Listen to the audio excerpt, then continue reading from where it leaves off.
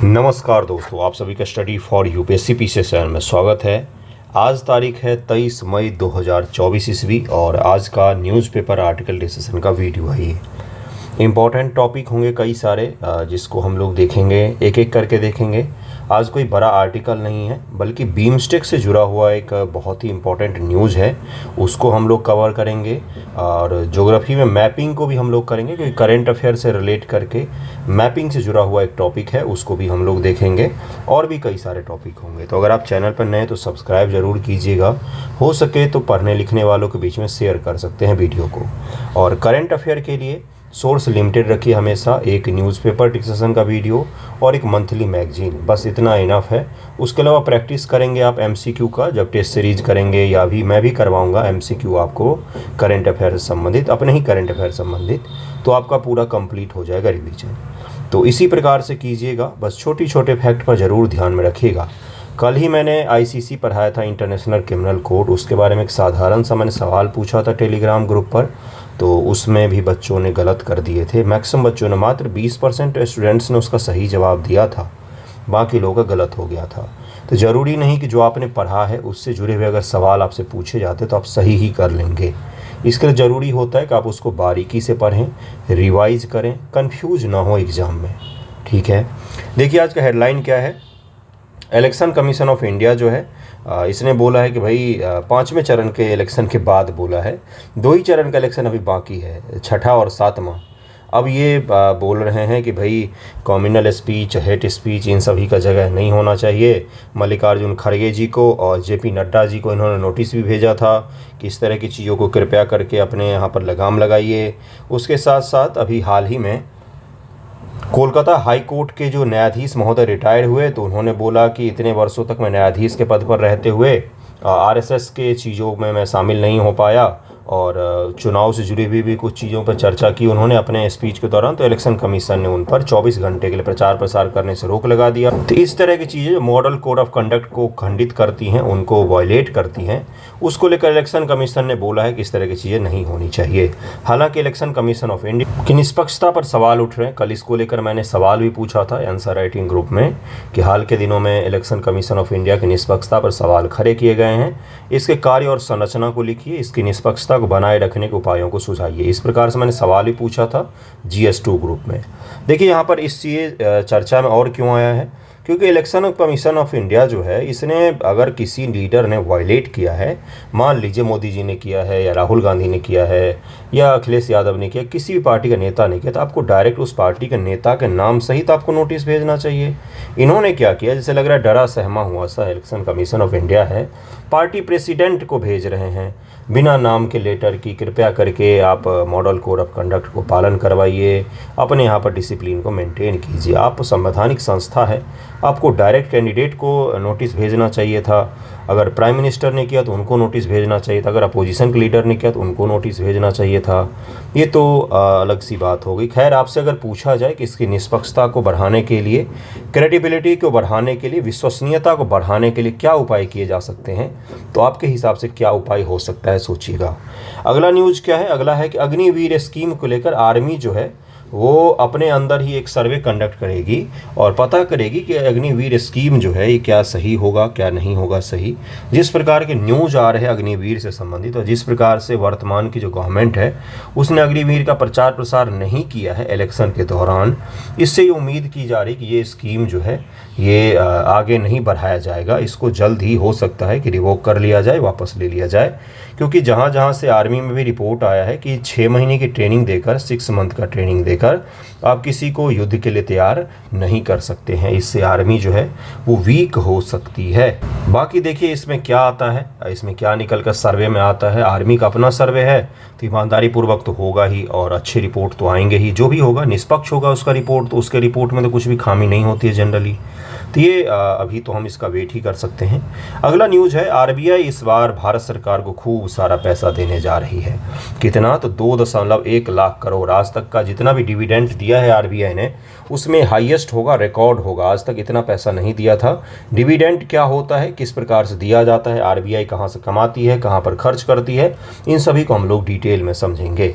लेकिन सबसे पहले चलते हैं कहाँ, तो डिस्कस करते हैं बीमस्टेक से जुड़ी हुई चीज़ों को। पहले न्यूज़ दिखाऊंगा, डिस्कस करूंगा। एक और छोटा सा पीटी फैक्ट है, स्टेट पीसीएस पे कई बार पूछ लिया जाता है कि जो अपने उपराष्ट्रपति जी हैं जयदीप धनखड़ जी, ये तेहरान गए और वहाँ पर जाके इन्होंने इब्राहिम रईसी और वहाँ के जो फॉरेन मिनिस्टर हैं उनकी मौत जो हो गई हेलीकॉप्टर दुर्घटना में, तो उनको वहाँ पर जाके इन्होंने श्रद्धांजलि दी है। तो इसको ज़रूर ध्यान रखिएगा। कई बार ये पूछ लिया जाता है किस भारतीय नेता ने वहाँ पर जाकर श्रद्धांजलि दी। इस प्रकार छोटे मोटे फैक्ट पीसीएस में पूछे जाते हैं, इसको ध्यान में रखिएगा। देखिए क्या है बीमस्टेक से जुड़ा हुआ न्यूज। बीमस्टेक पहली बार जब से बना है तब से पहली बार बीमस्टेक अपना चार्टर जो है उसको 20 मई को अपनाया गया है। देखिए यहाँ पर लिखा हुआ है कि first charter of the grouping came into force on मई 20। 20 मई को इसका जो चार्टर है उसको अपनाया गया है। 5th समिट जो है बीमस्टेक का वो ऑर्गेनाइज होगा जल्द ही, और उस दौर हुआ नहीं है, मतलब हुआ था श्रीलंका में 2022 में 5th समिट। उसके दौरान इसके चार्टर पर चर्चा शुरू की गई थी और 20 मई 2024 ईस्वी को उस चार्टर को लागू किया गया है। 20 मई 2024 को बीमस्टेक 1997 में बनाया गया था, 1997 में बनाया गया था। 5th समिट जो हुआ था वो 2022 श्रीलंका में आयोजित किया गया था और उसी के दौरान चार्टर को लेकर बातचीत की गई थी। अब 20 मई से वो चार्टर लागू किया जाएगा। इसके बाद ऑब्जर्वर नेशन या कोई और भी सदस्य अगर बन सकते हैं तो उसके लिए भी द्वार खोले जाएंगे और इस पर जो फैसला होगा वो लीगल होगा और सही तरीके से एक ऑर्गेनाइज वे में ये संस्था काम कर सकेगी। चार्टर होना जरूरी होता है। चार्टर दरअसल में होता क्या है, रूल और रेगुलेशन का एक सेट होता है जिसके द्वारा कोई भी संस्था जो है वो चलती है, बस इतना ही होता है। तो बीमस्टेक को जब हम लोग देखते हैं भारत के लिए इंपॉर्टेंस को समझते हैं इसका, क्योंकि ये आपके मेंस के पॉइंट ऑफ व्यू से सबसे इंपॉर्टेंट टॉपिक हुआ। पीटी में भी इससे जुड़े हुए छोटे मोटे फैक्ट आपसे पूछे जा सकते हैं। देखिए क्या है बीमस्टेक बॉडी। उससे पहले एक छोटा सा कि 71 बीपीएससी के लिए अगर आप ऐड होना चाहते हैं, एनसीईआरटी, GS1, GS2 तीनों एक साथ हम लोग करेंगे। साल भर का आप ज्वाइन कीजिएगा, अच्छा रहेगा। साल भर का अगर आप ज्वाइन करेंगे तो 250 से भी कम पड़ेगा पर मंथ आपका। उसमें डेली आंसर राइटिंग होगा, हिंदी इंग्लिश दोनों में, निबंध लेखन की भी प्रक्रिया इसमें चलेगी। तो रेगुलर लिखेंगे तो सही रहेगा। मैंने पहले ही बताया कि लिखने के लिए पढ़ना पड़ता है और पढ़ेंगे तो आपका तैयारी होगा। ज़रूर जुड़िएगा। जुड़ने के लिए आप मैसेज कर सकते हैं टेलीग्राम पर, इंस्टाग्राम पर और व्हाट्सएप पर, कहीं पर भी। चलिए देखते हैं बीमस्टेक के बारे में समझते हैं। इसका पूरा नाम क्या है? इसका पूरा नाम है bay of Bengal initiative for multi sectoral technical and economic cooperation. पहली बात तो इसका फुल फॉर्म याद रखना, कोशिश करना कि याद रहे आपको। बीमस्टेक क्या है? तो यह एक क्षेत्रीय रीजनल रूप से बहुपक्षीय संगठन है। किसी विशेष रीजन में काम करने वाला एक बहुपक्षीय संगठन है। बंगाल की खाड़ी के तटवर्ती समीपवर्ती क्षेत्र में स्थित इसके सदस्य एक क्षेत्रीय एकता का प्रतीक हैं। दरअसल बात यह है कि सार्क बनाया गया था पहले दक्षिण एशिया सहयोग के लिए, और लेकिन सार्क पाकिस्तान और भारत के कन्फ्लिक्ट के कारण सही से काम नहीं कर पाया। उसके पश्चात भारत के इनिशिएटिव में और अगल बगल के जो देश हैं उनको जोड़कर हमने बोला कि एक नई संस्था बनाते हैं जिसका नाम बीमस्टेक रखा गया। इसके सदस्य देश देखिए कौन कौन है। क्या इसमें कोई आसियान का सदस्य है? आप मुझे बताइएगा। बांग्लादेश है, भूटान है, भारत है, नेपाल है, श्रीलंका है। 2 दक्षिण पूर्व एशिया के देश हैं, म्यांमार, थाईलैंड शामिल हैं। कौन कौन? तो 2 दक्षिण पूर्व एशिया के देश म्यांमार और थाईलैंड। क्या म्यांमार और थाईलैंड आसियान का हिस्सा हैं? तो आप समझ ही सकते हैं कि इसमें आसियान के भी सदस्य शामिल हैं। बीमस्टेक न सिर्फ दक्षिण व दक्षिण पूर्व एशिया के बीच संपर्क बनाता है बल्कि हिमालय तथा बंगाल खाड़ी की परिस्थिति को भी जोड़ता है। इसका मुख्य उद्देश्य तीव्र आर्थिक विकास हेतु वातावरण तैयार करना, आर्थिक विकास, सामाजिक प्रगति, इन दोनों क्षेत्र में सहयोग को बढ़ावा देना इसका मुख्य रूप से उद्देश्य रखा गया है। इसकी उत्पत्ति 1997 में बैंकॉक घोषणा के माध्यम से अस्तित्व में आया था। कब आया था? 1997 बैंकॉक घोषणा के द्वारा। प्रारंभ इसका गठन 4 सदस्य राष्ट्रों के साथ किया गया था जिनका संक्षिप्त नाम था BISTEC, बांग्लादेश, भारत, श्रीलंका व थाईलैंड। आर्थिक सहयोग इसका शुरुआत में नाम था। इसमें 4 ही सदस्य शामिल थे शुरुआत में बैंकॉक घोषणा के द्वारा। चूंकि थाईलैंड शामिल है तो बैंकॉक घोषणा के द्वारा इसको शामिल किया, इसका अस्तित्व में आया था ये। 1997 में म्यांमार के शामिल होने के बाद इसका नाम बदलकर BIMSTEC कर दिया गया। 2004 में नेपाल और भूटान भी इसमें शामिल हो गए।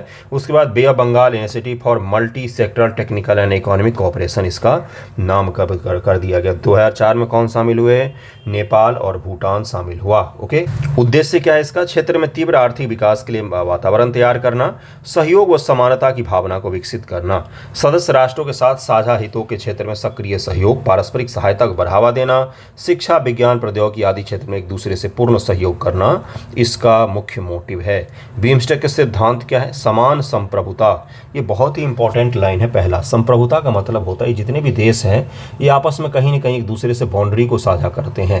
तो संप्रभुता का तात्पर्य क्या है यहाँ पर कि एक दूसरे के जो बॉर्डर एरिया है, एक दूसरे की जो संप्रभुता है उसका हम सम्मान करेंगे, उसमें हस्तक्षेप नहीं करेंगे। क्या इसे पाकिस्तान को शामिल किया जा सकता था? नहीं, पाकिस्तान ने हमारा पीओके जो है, पीओके वो हमारा है, उस पर कब्जा करके बैठा है, हमारी संप्रभुता का उल्लंघन है, इसलिए उसको शामिल नहीं किया जा सकता अभी हाल फिलहाल में। तो अब भविष्य में कौन सी ऐसी स्ट्रेटजी बनती है, कौन सा जियोपॉलिटिक्स की घटना हो जाए, कौन शामिल हो जाए, वो तो नहीं कह सकते, लेकिन इसके सिद्धांत के अनुसार, पहला सिद्धांत जो है उसके अनुसार वो शामिल नहीं हो सकता। दूसरा है क्षेत्रीय अखंडता, राजनीतिक स्वतंत्रता, आंतरिक मामलों में हस्तक्षेप न करना। जो इंटरनल आपका होता है मामला, राजनीतिक हो या सामाजिक हो, उसमें हस्तक्षेप नहीं करना। शांतिपूर्वक सह अस्तित्व, पारस्परिक लाभ, सदस्य देशों के मध्य अन्य द्विपक्षीय, क्षेत्रीय, बहुपक्षीय सहयोग को प्रतिस्थापित करने के बजाय अन्य विकल्प प्रदान करना। ये इसका मुख्य रूप से सिद्धांत है, जिन सिद्धांतों को लेकर काम करती है। अब तो इसका चार्टर भी बन गया है। क्षमताएं क्या है? यह संगठन दक्षिण पूर्व एशिया के मध्य एक सेतु की भांति काम करता है। इन देशों में सुदृढ़ आपसी संबंधों का प्रतिनिधित्व भी करता है। बंगाल की खाड़ी क्षेत्र में हिंद प्रशांत विचार का केंद्र बनाने की क्षमता है। एक ऐसा स्थान जहां पूर्व और दक्षिण पूर्व के प्रमुख शक्तियों के रणनीतिक हित प्रतिच्छेद करते हैं। मतलब कहने का ये है कि ऐसा एरिया है ये जिसमें बिम्स्टेक शामिल है, जिसमें दक्षिण पूर्व एशिया के देश और दक्षिण एशिया के देश, साथ ही साथ में इंडो पैसिफिक का एरिया भी शामिल है। बहुत ही इंपॉर्टेंट है इसीलिए ये बॉडी। लेकिन इस बॉडी के अंदर जितना पोटेंशियल है उस हिसाब से बिल्कुल भी काम नहीं करती है, सही से बैठक तक नहीं होती। लास्ट टाइम आपने कब सुना था बिम्स्टेक की बैठक हुई थी? ये कोई बड़ा चर्चा हुआ हो? नहीं होती है। ठीक है, देखिए क्या है, सार्क और आसियान के सदस्यों के बीच अंतर क्षेत्रीय सहयोग हेतु मंच प्रदान करता है। संगठन में सदस्य देशों की जनसंख्या लगभग 1.5 अरब है। वैश्विक आबादी का लगभग 22%, 3.8 ट्रिलियन अमेरिकी डॉलर का संयुक्त घरेलू उत्पाद है। बिम्स्टेक आर्थिक विकास के लिए प्रभावी इंजन के रूप में उभर रहा है। उभरा नहीं है, उभर रहा ही है, जिसमें भारत शामिल है, बांग्लादेश शामिल है, नेपाल शामिल है, म्यांमार शामिल है, थाईलैंड शामिल है। लेकिन ये म्यांमार जो है वो सैन्य शासन के कारण से प्रभावित है। बांग्लादेश जो है वो इंटरनल डेमोक्रेसी वहाँ पर लगभग में समाप्त हो गई है, ऐसा माना जा रहा है। नेपाल जो है वो चीनी प्रभुत्व में है, अब इसके आलोचनात्मक मूल्यांकन करते हैं हम लोग। और श्रीलंका जो है वो चीनी प्रभुत्व में माना जाता है, इकोनॉमिक क्राइसिस से भी जूझ रहा है। जिसके सारे देश लंगड़े लूले हों, वो कहाँ से सदस्य अच्छे बन पाएंगे, कहाँ से ये संगठन अच्छा बन पाएगा, बताइए मुझे। तो ये भी एक इसकी बहुत बड़ी खामी है। दुनिया के कुल व्यापार का 1/4 हिस्सा प्रतिवर्ष बंगाल की खाड़ी से होकर गुजरता है। महत्वपूर्ण संपर्क परियोजनाएं, कलादान मल्टी मॉडल परियोजना, पता ही होगा आपको क्या है, बंगाल के सितबे से म्यांमार के सितबे को जोड़ना है। बंगाल के पोर्ट से, कोलकाता पोर्ट से म्यांमार के सितबे को जोड़ना है। और उसमें क्या था, तो मल्टी मॉडल इसलिए बोला जाता है क्योंकि रेल, सड़क और जहाज, इन तीनों का उपयोग किया जाता है। एशियाई त्रिपक्षीय राजमार्ग म्यांमार से होकर भारत और थाईलैंड को जोड़ता है। भारत से डायरेक्ट राजमार्ग बनाकर कहाँ थाईलैंड तक हम जाने की सोच रहे हैं, उसको आगे बढ़ाकर हम सिंगापुर तक ले जाएंगे। बांग्लादेश, भूटान, भारत, नेपाल BBIN समझौता, ये क्या है? मोटर वाहन को लेकर समझौता कि यात्री और मालवाहक जो गाड़ियाँ होती हैं वो बांग्लादेश, भारत, भूटान, नेपाल में बिना रोक टोक की आवाजाही कर सकें। भारत के लिए बिम्स्टेक का क्या महत्व है? अब सवाल जो आपसे पूछा जाएगा उसमें सबसे महत्वपूर्ण हिस्सा यही होगा कि भारत के लिए इसका क्या महत्व है। किसी भी संस्था को, किसी भी IR में रिलेशन को पढ़ते हैं या कोई भी बड़ी घटना होती है तो उसका भारत के लिए क्या महत्व हो सकता है, निहितार्थ हो सकता है, उस पर थोड़ा सा ध्यान केंद्रित कीजिए। नेबरहुड फर्स्ट नीति, देशों की सीमा के नज़दीक क्षेत्रों को प्रधानता देना। एक्ट ईस्ट नीति है, उसमें भी हमें थोड़ी सी मदद मिल सकती है। भारत के पूर्वोत्तर राज्यों को संप्रभु और सुरक्षित रखने के लिए भी हमें इससे मदद मिल सकती है। बंगाल की खाड़ी के आसपास के देशों में चीन के बेल्ट एंड रोड इनिशिएटिव विस्तारवादी प्रभाव से भारत को मुकाबला करने में भी मदद मिल सकती है। भारत और पाकिस्तान के बीच मतभेद के कारण सार्क जो लगभग महत्वहीन हो गया है, तो उसके बदले में हम एक रीजनल इकोनॉमिक चीज़ों को बढ़ावा देने के लिए हम बिम्स्टेक के मंच का उपयोग कर सकते हैं। ये लाइन मैंने आपको सबसे शुरुआत में ही बताया कि किस प्रकार से बिम्स्टेक के जो गठन है उसमें सार्क का पतन शामिल है ना। क्षेत्रीय रणनीतिक प्रोत्साहन, बिम्स्टेक के विकास हेतु बिम्स्टेक देशों के पास रणनीतिक प्रोत्साहन प्राप्त है। उदाहरण के लिए बांग्लादेश बिम्स्टेक को बंगाल की खाड़ी का एक लघु देश न मानकर अपनी स्थिति को सुदृढ़ करने के लिए मंच के रूप में भी देखता है। श्रीलंका इसे दक्षिण पूर्व एशिया से जुड़ने, हिंद प्रशांत क्षेत्र का व्यापक केंद्र बनने के अवसर के रूप में देखता है। नेपाल और भूटान का लक्ष्य अपनी स्थलरूप भौगोलिक स्थिति पर नियंत्रण प्राप्त करने के लिए बंगाल के खाड़ी क्षेत्र से जुड़ना है। सबके अपने अपने हित हैं, सब चाह रहे हैं, इसके जितने सदस्य हैं वो सब चाह रहे हैं कि हमारे हित जो हैं वो बिम्स्टेक के साथ में जुड़ें, हम इसका ज़्यादा से ज़्यादा लाभ उठा सकें। म्यांमार और थाईलैंड भारत और बिम्स्टेक के साथ गहरे संबंधों को भारत के बढ़ते उपभोक्ता बाजार तक पहुंच, क्षेत्र में चीन के प्रभाव को संतुलित करने, दक्षिण पूर्व एशिया में चीन की उपस्थिति के विकल्प के तौर पर विकसित करने के साधन के रूप में देखते हैं। यह आर्थिक एकीकरण, क्षेत्रीय सुरक्षा, सहयोग, शांति और विकास हेतु साझा मूल्यों का लाभ उठाने की अनुमति भी प्रदान करता है। मेंस में आपको इस तरह के पॉइंट लिखने पड़ेंगे, आप खुद से सारे पॉइंट नहीं सोच पाएंगे, इसीलिए इतने पॉइंट आपको पढ़ा रहा हूँ।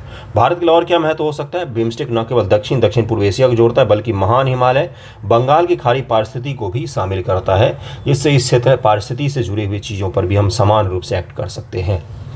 नेबरहुड और एक्टिविस्ट ये सब तो बता ही दिया मैंने आपको, सार्क के बारे में भी बता दिया, चीन की आक्रामक जो नीति है उससे भी हम थोड़ा सा काउंटर कर सकते हैं। तो ये कुछ बड़े महत्वपूर्ण चीज़ें हैं जो भारत के लाभ पहुंचा सकता है बिम्स्टेक से जुड़ने पर, तो इसको ज़रूर ध्यान रखिएगा।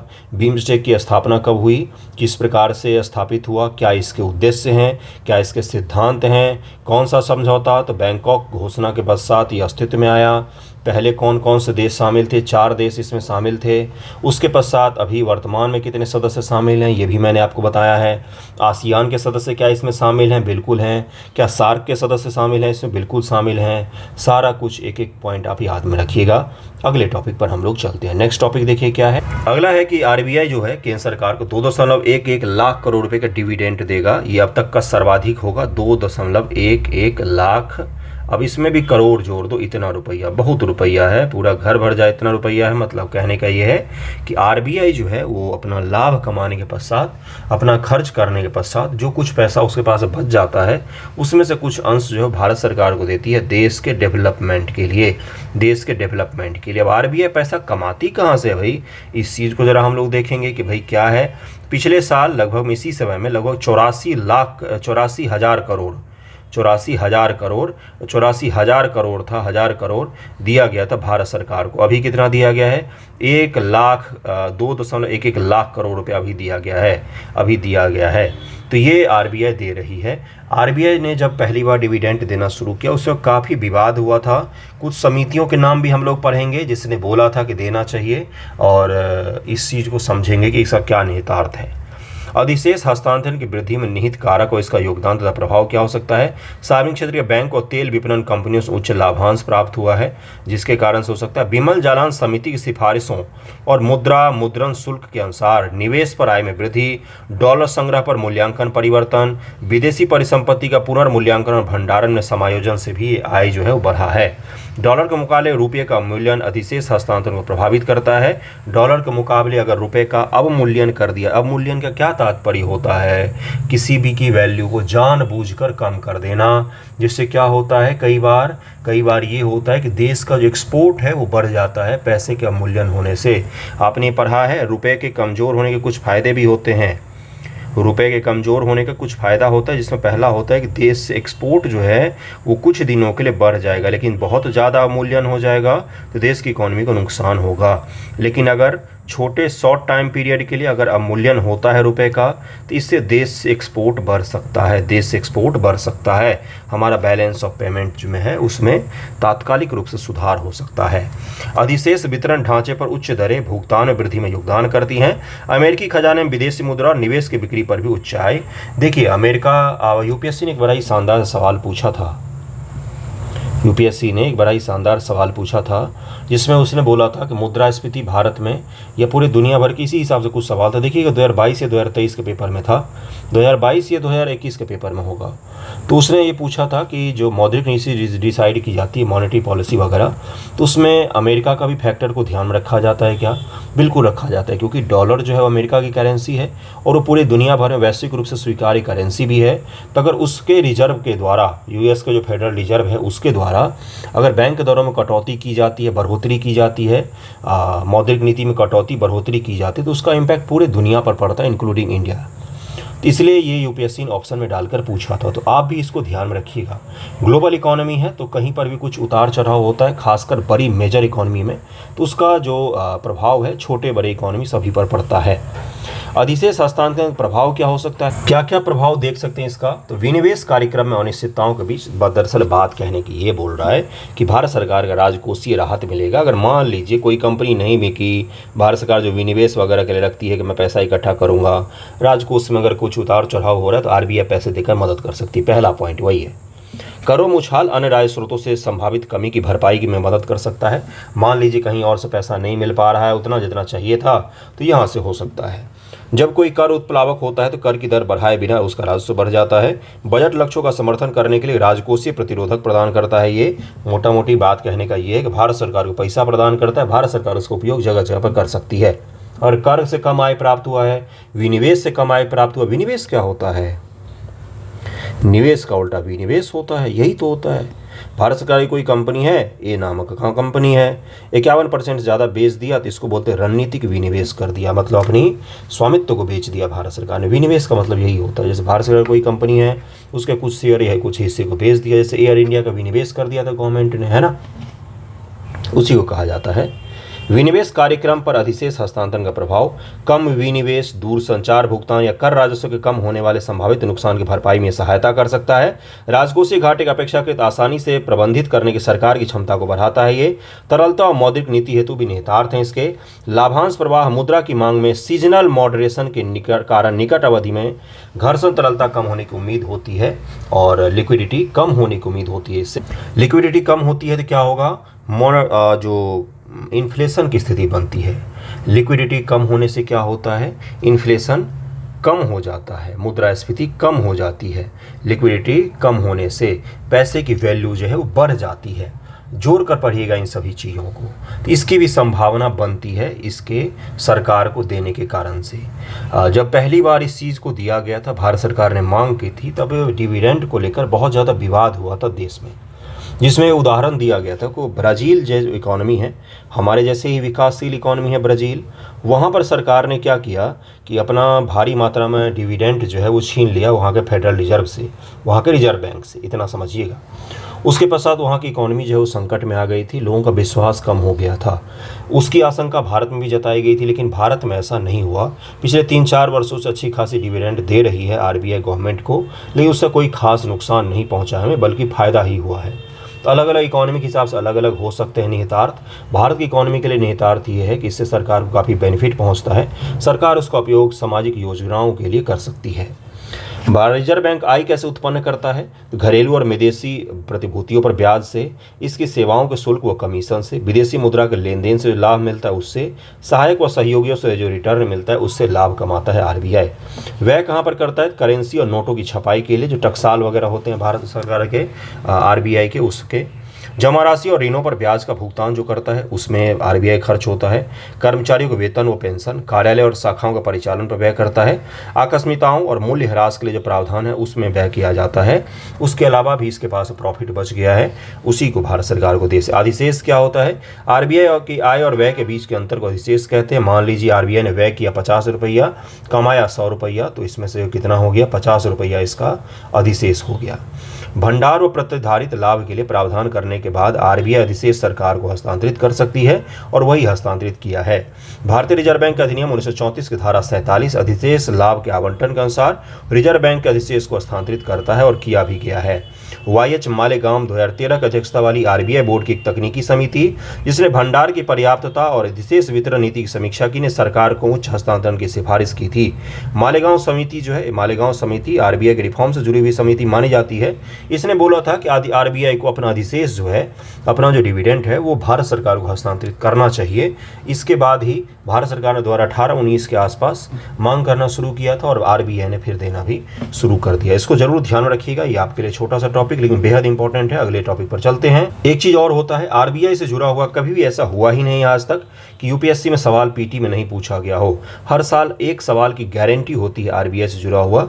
अब तो बीपीएससी वही ट्रेंड पकड़ रही है, तो आरबीआई, यूएन, ये सब वो टॉपिक होते हैं जहाँ से सवाल गारंटेड पूछे जाते हैं। तो इसको पढ़ कर जाइएगा आरबीआई को अच्छे से। इकोनॉमिक्स के किसी भी बुक में आपको मिल जाएगा आरबीआई का चैप्टर, छोटे छोटे प्रावधान को पढ़ कर जाइएगा।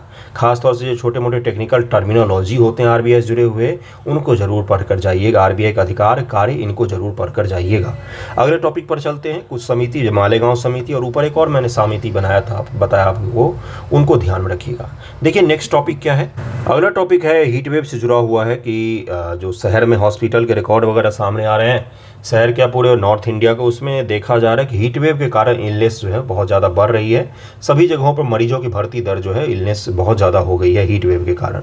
हो भी कैसे ना, दिल्ली में नजफगढ़ इलाके में 47 डिग्री टेम्परेचर था। आप इमेजिन कर सकते हैं अगर ये रिकॉर्ड किया जा रहा है तो फील कितना ज़्यादा किया जा रहा होगा। फील तो और भी ज़्यादा होता है, शहर में गाड़ियाँ चलती हैं, सड़क के कारण, कंक्रीट के कारण आपको गर्मी ज़्यादा महसूस होगी। आप अगर सड़क पर निकलते हैं तो आपको गर्मी क्यों महसूस होती? चारों तरफ गाड़ियाँ चल रही होती, कंक्रीट होते हैं। वहीं पर आप किसी पार्क में जाकर बैठते तो गर्मी क्यों महसूस होती? क्योंकि लैंड होता है, घास होता है, ट्री होते हैं। इसलिए इसमें ये देखा गया है कि काफ़ी बड़ी मात्रा में लोग बीमार पड़ रहे हैं। तो इसमें वही है कि बच कर रहिएगा। और क्या बताऊँ मैं इसमें न्यूज़ में, और इससे जुड़े हुए चीज़ें तो आपने पढ़ाई होगा पेपर में। पूरे नॉर्थ इंडिया का यही हाल है। रेड अलर्ट घोषित किया गया है, 5 राज्यों में रेड अलर्ट घोषित किया गया है, क्योंकि 45 से ऊपर टेम्परेचर रहने वाला है अभी हाल फिलहाल में, और रिलीफ की कोई संभावना भी नहीं दिख रही है। तो बच कर रहिएगा, खाते पीते रहिएगा, हाइड्रेटेड रहिएगा। अगले टॉपिक पर चलते हैं। अगला देखिए क्या है। अगला टॉपिक है कि कुछ देशों ने, स्पेन, नॉर्वे और आयरलैंड, ये यूरोपीय कंट्री हैं जिन्होंने फ़िलिस्तीन को ऑफिशियली रिकॉग्निशन दिया है, जिसके पश्चात से इजराइल जो है वो विवाद उत्पन्न हो गया है। स्पेन, कौन, आयरलैंड और कौन है? नॉर्वे। ओस्लो घोषणा पढ़ा है आपने, ओस्लो घोषणा। फिलिस्तीन और इजराइल के बीच में शांति समझौता को लेकर ओस्लो घोषणा भी संपन्न किए गए, नॉर्वे में ही है। तो ये कुछ देश हैं जिन्होंने किसको, फिलिस्तीन को रिकॉग्नाइज किया है। आपको पता ही होगा कि यूनाइटेड नेशन जनरल असेंबली में, यूएनजीए में वोटिंग हुआ था कुछ दिन पहले परमानेंट मेंबर को लेकर। फिलिस्तीन को परमानेंट मेंबर बनाने को लेकर वोटिंग हुआ था, जिसमें भारत ने समर्थन में वोट किया था, फिलिस्तीन के समर्थन में वोट किया था। दरअसल में जो फिलिस्तीन का इलाका वेस्ट बैंक का इलाका है, अगर आप इजराइल देखेंगे तो इस प्रकार से है। यहाँ पर मृत सागर है, मृत सागर का ये वेस्ट बैंक का यहीं पर इलाका है फिलिस्तीन का, और इसी को मान्यता दिया गया है। इसको एक छोटे से देश के तौर पर मान्यता दिया गया है इन देशों के द्वारा। भारत भी 2 स्टेट प्रिंसिपल को मानता है। भारत भी मानता है कि फिलिस्तीन और इजराइल 2 देश हैं वहाँ पर, यह हमेशा से मानता आया है। रामल्लाह जो है वो कैपिटल माना जाता है फिलिस्तीन का, जो पूर्वी जेरूसलम का ही भाग है। और जेरूसलम जो है उसको कई सारे देश, जैसे अमेरिका जो देश जो है वो इजराइल की राजधानी मानता है, जबकि इजराइल की राजधानी को भारत तेल अवीव मानता है। जेरूसलम जो है ये विवादित क्षेत्र है, इसमें फिलिस्तीन का भी क्षेत्र है, इजराइल का भी क्षेत्र है। अमेरिका के द्वारा जब जेरूसलम को राजधानी माना गया था, उस समय भी ये विवाद उत्पन्न हुआ था कि अमेरिका फिलिस्तीन को रिकॉग्नाइज नहीं करता है। तो ये जो सवाल है, इसी को लेकर ये 3 देश हैं जिन्होंने फ़िलिस्तीन को मान्यता प्रदान की है, बल्कि बहुत सारे मेंबर्स ने यूएन में उसके परमानेंट मेंबरशिप को भी सपोर्ट किया है। ये न्यूज़ ज़रूर ध्यान में रखिएगा, ये आपके लिए काफ़ी इंपॉर्टेंट था। स्पेन के जो प्रधानमंत्री हैं उन्होंने बोला इजराइल के क्रिटिसिज्म के पश्चात कि हमने इजराइल का विरोध नहीं किया है, हमने इजराइल का विरोध नहीं किया है, बल्कि हमने जस्टिस, न्याय, शांति और मानवाधिकार के पहलू को लेकर हमने सपोर्ट किया फ़िलिस्तीन को। हम चाहते हैं कि किसी की मौत न हो, न्याय मिले लोगों को, पीड़ितों को अपने रहने के लिए जगह मिले, इसी के लिए हमने सपोर्ट किया है किसको? तो फ़िलिस्तीन को सपोर्ट किया है, उनको रिकॉग्नाइज़ किया है। नॉर्वे हमेशा से सपोर्ट करता आया है, आयरलैंड का भी रुख इस पर स्पष्ट है।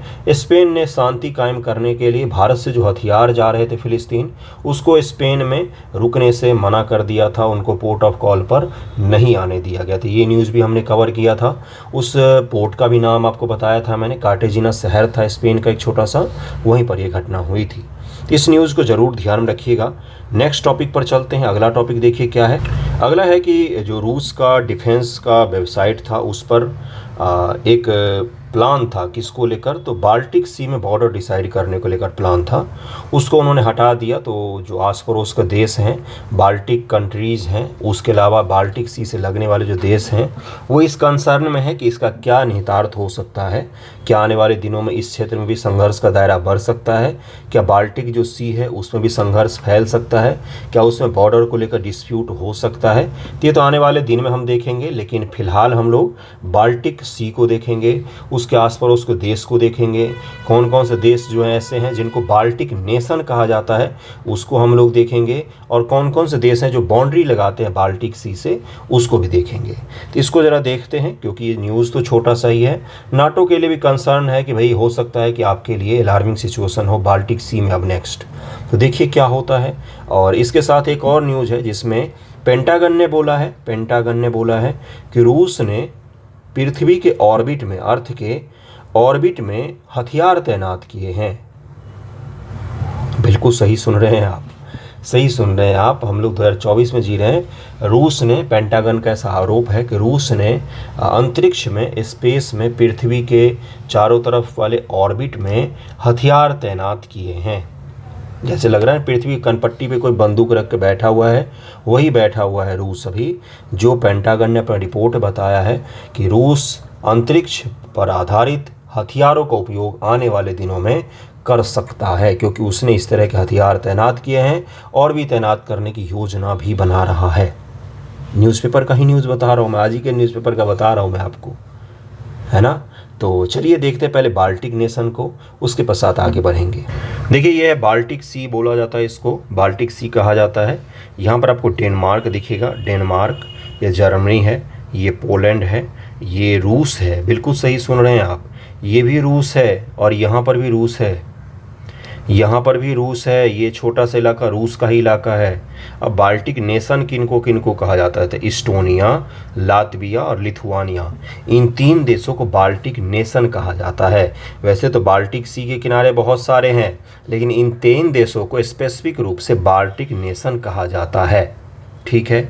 इसके अलावा यहाँ पर रूस है जो गल्फ ऑफ फिनलैंड के द्वारा जुड़ा हुआ है इससे डायरेक्ट, और यहाँ पर ये डायरेक्ट भी जुड़ा हुआ है बाल्टिक सी से। ये फिनलैंड है, ये स्वीडन है, ये सभी देश बाल्टिक के आस पड़ोस के बाउंड्री लगाने वाले देश हैं। नॉर्डिक कंट्रीज़ भी इनको कहा जाता है। ये काफ़ी हाई डेवलप्ड कंट्रीज़ होते हैं, ये सारे के सारे हाई डेवलप, यानी कि विकसित देशों में भी उससे भी ज़्यादा विकसित देश भी सपना देखते हैं कि नॉर्वे, स्वीडन और फिनलैंड बन जाते, क्योंकि ये हाईली डेवलप्ड माने जाते हैं। सोशलिस्ट इकोनॉमी है इनकी। किस प्रकार की इकोनॉमी है? सोशलिस्ट इकोनॉमी है। सोशलिस्ट का मतलब वहाँ पर सरकार बहुत कुछ आपको फ्री में देगी, जैसे ट्रांसपोर्टेशन हो सकता है फ्री हो, एजुकेशन बिल्कुल ही सस्ता हो सकता है, बच्चों की देखरेख हो सकती है फ्री हो, हॉस्पिटल बिल्कुल ही लगभग में फ्री हो, लेकिन सरकार आपसे टैक्स भारी बहुत बड़ी मात्रा में वसूलती है। 40% तक का टैक्सेशन होता है डायरेक्ट। 100 रुपये कमाया तो 40 रुपया गवर्नमेंट को दे दो, लेकिन उनका खर्चा भी नहीं होता है, क्योंकि लगभग में सभी चीज़ें वहाँ पर अच्छी ही होती हैं सामान्य तौर पर। तो ये नेशन है बाल्टिक नेशन। आपको बताया मैंने, कौन कौन से देश सीमा लगाते वो भी बताया है मैंने आपको, और इनको ज़रूर ध्यान में रखिएगा। अब आपके लिए एक होमवर्क, कौन से देश हैं इनमें से जिनकी राजधानी जो है वो बाल्टिक सी के बिल्कुल तट पे है? बाल्टिक सी के तट पर इनमें से किस देश की राजधानी है, ये ज़रूर बताइएगा मुझे। और नेक्स्ट टॉपिक पर चलते हैं। अगला देखिए क्या है।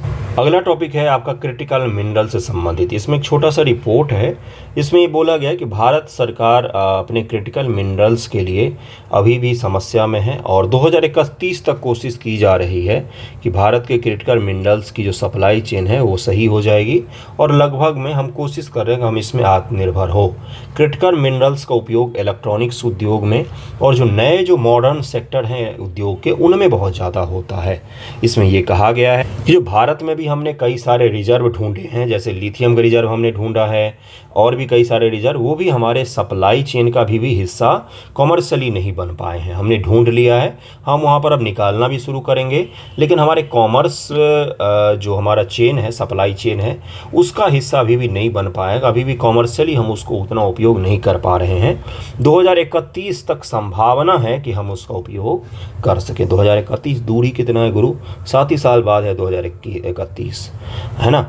देखिए इसमें ये बोला गया है कि भारत ने अलग अलग जगहों पर जैसे राजस्थान में, जम्मू कश्मीर में लिथियम वगैरह के ब्लॉक्स हमने ढूंढे हैं। लिथियम का उपयोग कहाँ पर होता है? इलेक्ट्रॉनिक्स उद्योग में, सोलर उद्योग में और भी कई सारे उद्योगों में इसका उपयोग होता है।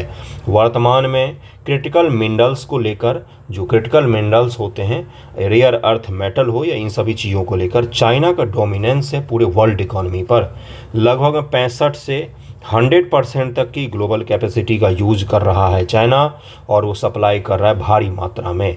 इसका एक दबदबा है क्रिटिकल मिनरल्स के क्षेत्र में। हम भी कोशिश कर रहे हैं अलग अलग जगहों से दुनिया में, जैसे आपको मैंने पढ़ाया था कि हम लिथियम के लिए कहीं और जा रहे हैं, कोबाल्ट के लिए अफ्रीका जा रहे हैं, लिथियम के लिए दक्षिण अमेरिका जा सकते हैं, और ऑस्ट्रेलिया से भी कुछ हम उत्पाद ला रहे हैं। इन सभी को जोड़कर हम भारत में मैन्युफैक्चरिंग को बूस्ट करने की कोशिश करेंगे। लेकिन मैन्युफैक्चरिंग तब बूस्ट होता है, वर्तमान की जो भारत सरकार है वो भी यही बोल रही है कि मैन्युफैक्चरिंग उद्योग को हम बूस्ट करना चाहते हैं, सेकेंडरी सेक्टर को, जिससे क्या होता है इसमें जॉब क्रिएशन बहुत ज़्यादा होता है। तो ये हमें तभी हम कर पाएंगे जब हमारे पास मिनरल्स होंगे, क्रिटिकल मिनरल्स होंगे। उसके लिए अभी भी हम आत्मनिर्भर नहीं हो पाए हैं, या हमारे पास सोर्स नहीं है। अभी भी चाइना के साथ हमारा व्यापार डेफिसिट जो इतना ज़्यादा दिखता है आपको, वो इसलिए दिखता है कि चाइना से आने वाले बहुत सारे सामानों का और कहीं पर हमारे पास में स्रोत नहीं है लाने का। तो क्रिटिकल मिनरल्स के बारे में ज़रूर ध्यान में रखिएगा। अभी हम लगभग में कोशिश जो कर रहे हैं कि हम ग्रीन एनर्जी की तरफ में जाएं, 100% इलेक्ट्रॉनिक्स एनर्जी को अपनाएं। उन सभी चीज़ों को लेकर हमारे पास में अभी मिनरल्स व संसाधन उपलब्ध नहीं है। वो संसाधन तब हम बना पाएंगे जब मिनरल होगा। मिनरल तब हमारे पास होगा जब हम उसका उत्खनन करेंगे, कॉमर्शियल चेन में अपने इलाकों को जोड़ सकेंगे, जो अभी जुड़ने में समय लगेगा 2031 तक का। इसको ज़रूर ध्यान में रखिएगा कि किसका डोमिनेंस है, कहाँ से हम लाते हैं। लिथियम की खोज हमने जम्मू कश्मीर में की है, लेकिन उसका उपयोग अभी भी हम नहीं कर पा रहे हैं। ओके, तो आज का न्यूज़ वीडियो यहीं पर समाप्त करते हैं। कैसा लगा है ज़रूर बताइएगा, कुछ तो सीखा होगा आपने। थैंक यू सो मच आप सभी का वीडियो देखने के लिए।